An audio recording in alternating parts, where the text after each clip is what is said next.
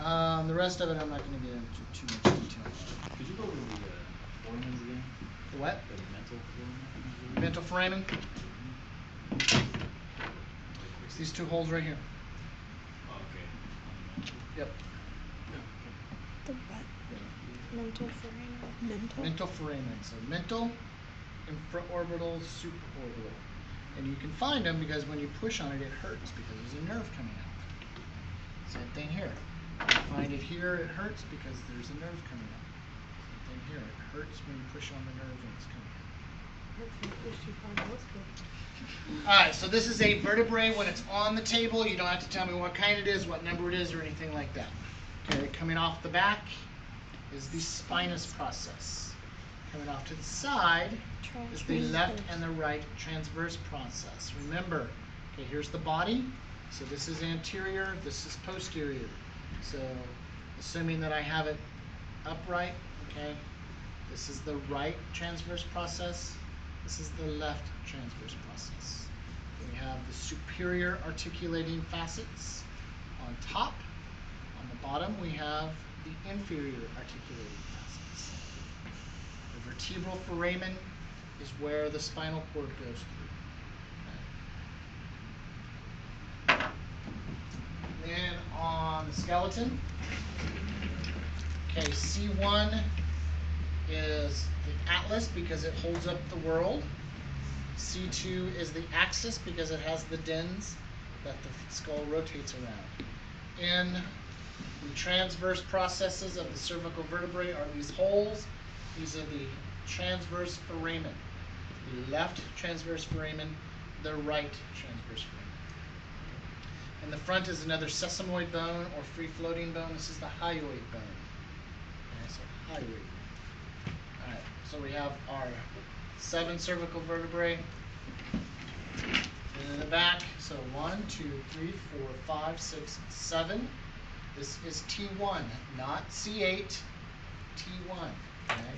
1, 2, 3, 4, 5, 6, 7, 8, 9, 10, 11, 12. Okay? So here, L1, L2, L3, L4, L5.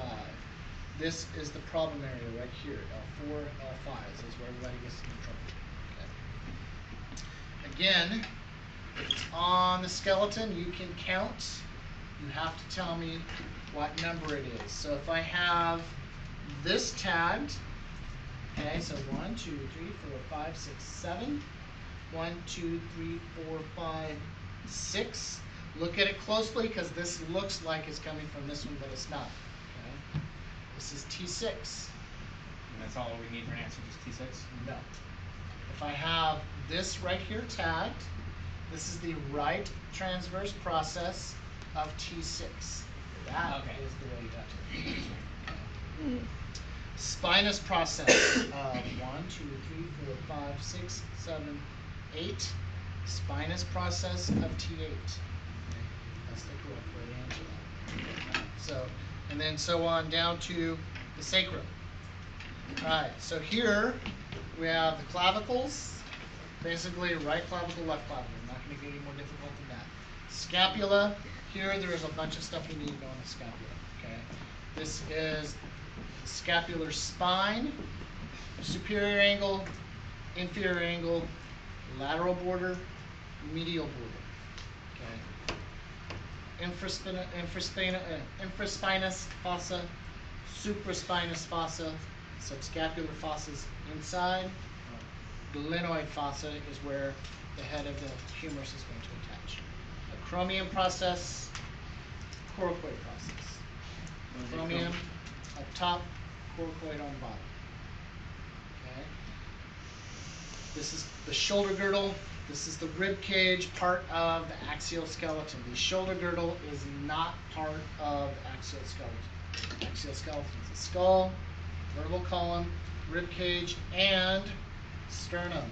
So the manubrium with the jugular notch right in the middle. The clavicular notches are where the clavicles attach. We have the transition from the manubrium to the body. That is the sternal angle. We have the body of the sternum. And then down here, the xiphoid process. What exactly on here was the sternal ankle? Where the 9 is. Alright, hip girdle. Made up of 3 bones. The ilia, which is this top part. Ischium, this bottom part. Pubic bone is the front part. Okay. This is the iliac crest. This is the iliac fossa. Our front one right here and right here. Anterior superior iliac spine. So right anterior superior iliac spine. Left anterior superior iliac spine. Okay. On the humerus. So we have the head of the humerus, the bicipital groove, down here, trochlea, capitate, medial epicondyle, lateral epicondyle. Medial epicondyle is much bigger. Okay. All right, olecranon fossa. This is on the humerus. The olecranon process of the ulna goes into the olecranon fossa. This is what makes up the elbow joint, okay? And ulna and the radius. Okay? All right. So up here in the elbow, we have the radial head. Down here in the wrist, we have the ulnar head. They are switched. Okay? Both of them down here in the wrist have a styloid process. Styloid process of the ulna, styloid process of the radius. Here's the thumb. Okay? Radius is always thumb side. Then the carpals, metacarpals, phalanges, proximal distal, proximal middle distal. So going down the leg, here's a regular femur. This is a left femur because it fits in your hand. It's the only one I have. Okay, unless I'm tagging one here.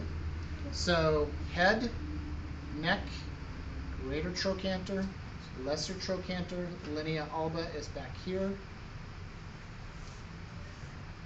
Medial condyle, lateral condyle, medial epicondyle, lateral epicondyle. Patellar surface, where the patella sits and slides. Okay. Here is the patella. The knee joint is the femur and the tibia. The flat part up here is the tibial plateau, where the patellar or the patellar ligament or the quadriceps tendon inserts is the tibial tuberosity. It's this big bony projection right here. This is the fibula. This is the fibula. Okay. Fibula is lateral, non-weight bearing. At the ankle joint, we have the medial malleolus and the lateral malleolus. They articulate with the bone here called the talus. Okay, below the talus is the heel bone or calcaneus. We have the rest of the tarsals, metatarsals, phalanges. Digit 1, digit 5, just like the hand. Proximal distal, proximal middle distal. Also just like the fingers. So here is the medial arch. This is the lateral arch. Longitudinal arch goes over the tarsal bone. Plantar fascia would be down here on the bottom of the foot. And that's